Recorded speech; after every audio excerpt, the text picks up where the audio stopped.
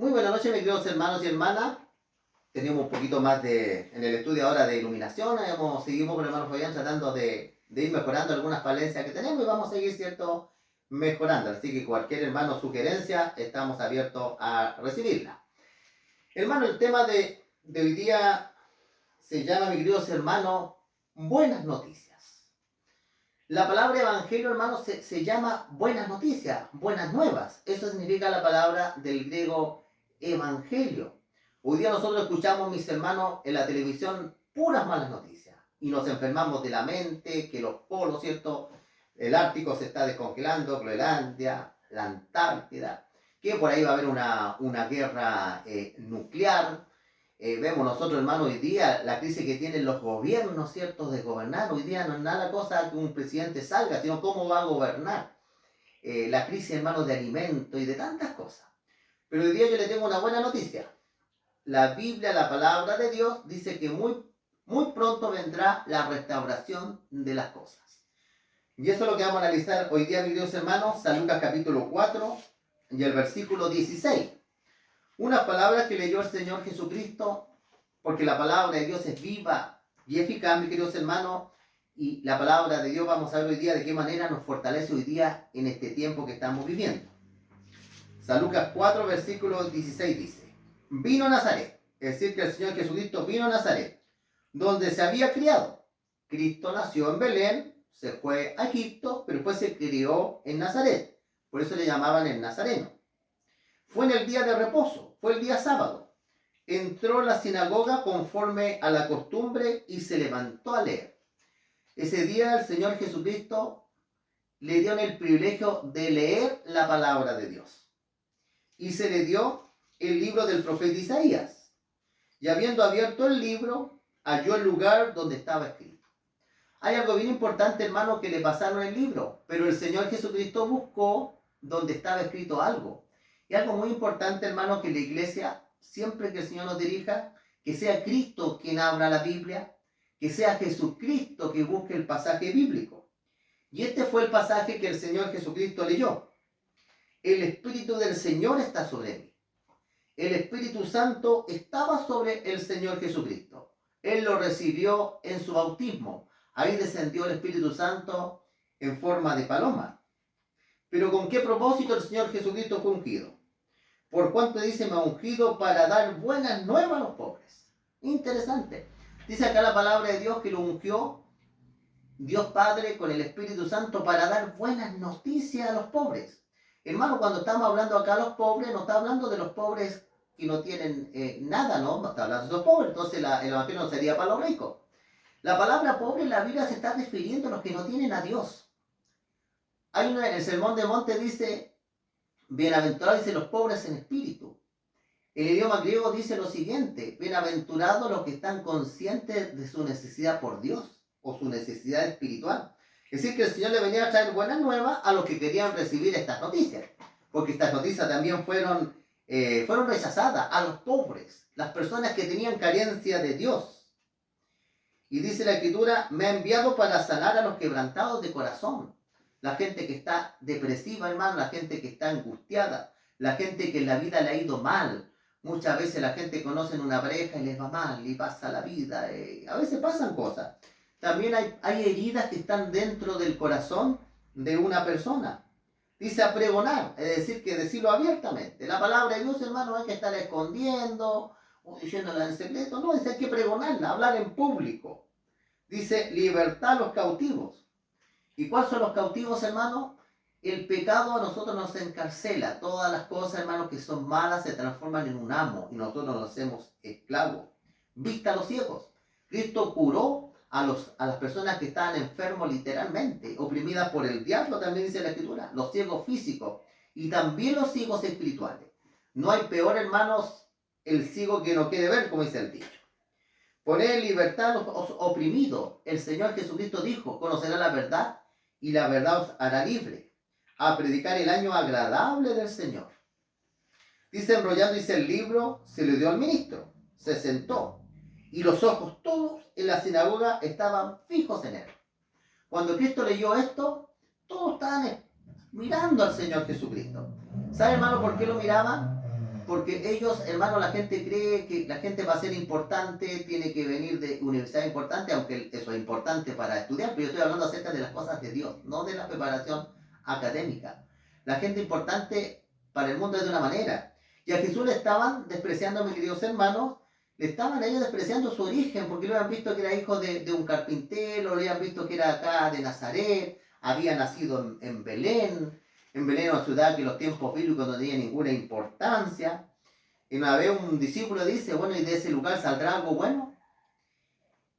Y el versículo 21 dice, y comenzaron a decirle, Jesús dice esto, hoy se ha cumplido esta escritura delante de vosotros. Es decir, que se ha cumplido esta escritura.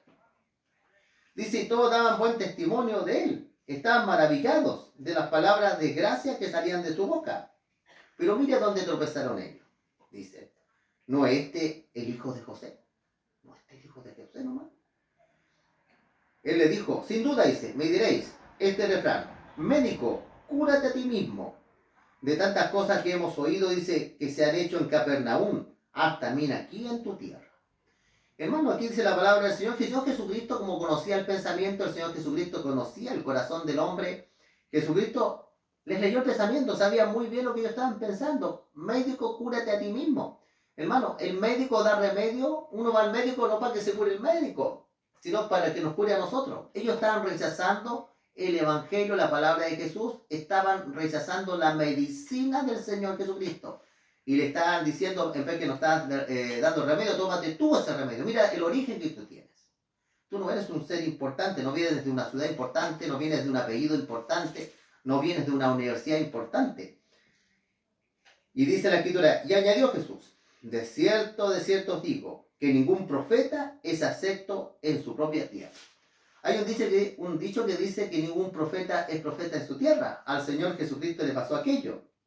Y en verdad os digo, dice, que muchas viudas habían en Israel en los días de Elías, cuando el cielo fue cerrado por 3 años y 6 meses. Hubo un gran hambre en toda la tierra, pero ninguna de ellas se fue enviado a Elías, sino una mujer viuda en Sarepta de Sidón. Aquí, hermano, aparece algo bien curioso. Jehová Dios, ¿cierto?, no manda a Elías que lo vaya a dar alimento una viuda de Israel, sino que lo manda a otro lugar. Porque quizá, como lo estaba persiguiendo Jezabel, lo más seguro que lo iban a entregar. Pero fue cierto lugar donde realmente él iba a estar seguro. Por eso dice el profeta Elías, no era profeta en su tierra. Hay que recordar que cuando él comenzó a anunciar su mensaje, lo andaban buscando para matarlo. Muchos leprosos había en Israel en los tiempos del profeta Eliseo, pero ninguno de ellos fue limpiado, sino solo Naamán el sirio. ¿Y por qué el Señor en esa ocasión solo a Naamán el sirio curó mediante el profeta Eliseo? Porque ningún leproso de Israel fue donde el profeta Eliseo a decirme, cúrame, tú eres profeta de Dios, cúrame. Ninguno creyó en él. Porque estamos hablando en el contexto que nadie es profeta en su propia tierra. Pero este Naamán fue. Y cuando fue Naamán, él le dijo, ni siquiera lo atendió. Porque Naamán pensaba, va a salir el nombre de Jehová, y me va a decir el nombre de Jehová, que la lepra se cure. Y no fue así, le mandó al siervo. Y el siervo dijo, esto es lo que dice el profeta de Dios. Sumérgete 7 veces en el río Jordán y la lepra se va a acabar. Y Naamán se enojó. No era la manera como yo pensaba que me iba a curar. Aún así, el siervo lo convence que se meta ahí al río Jordán. Una vez la lepra estaba, una segunda, la tercera, la cuarta, la quinta y la sexta. Pero el profeta de Dios había dicho 7 veces. Y se sumerge la 7ª vez y sale y nada más ve que su lepra había desaparecido. Versículo 28 dice, al oír estas cosas, todos la sinagoga, dice, se llenaron de ira. Hermano, una de las cosas más que va a suceder es que cuando alguien se le diga la verdad, se va a enojar. Cuando se predica la verdad, puede que alguien se convierta o se enoje. Aquí se enojan contra Jesús. Dice que al oír esto, dice, estas cosas, todas las sinagogas se llenaron de ira. Levantándose le echaron, dice, fuera de la ciudad. Lo echaron fuera de la ciudad.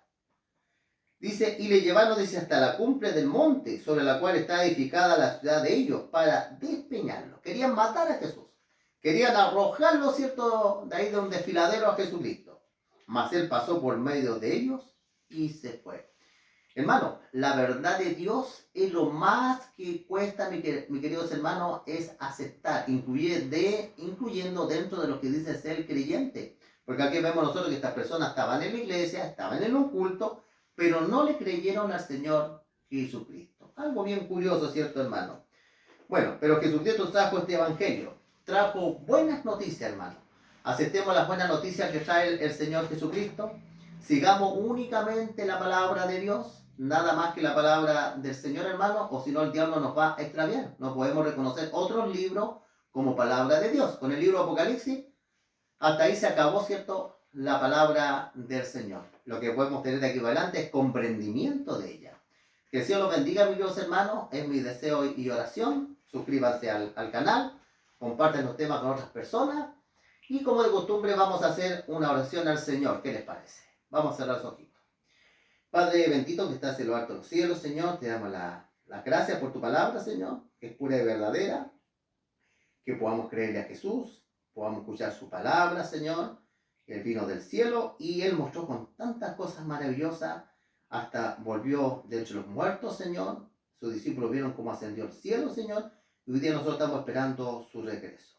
Bendice a los hermanos que escuchan en el canal, Señor, por lo menos las cosas materiales que necesitamos. Bendice nuestros trabajos y nuestra vida espiritual. Los que están enfermos, Señor, tú los puedes restaurar. Te pedimos todo esto en el nombre de tu Hijo Cristo Jesús. Amén. Que el Señor los bendiga.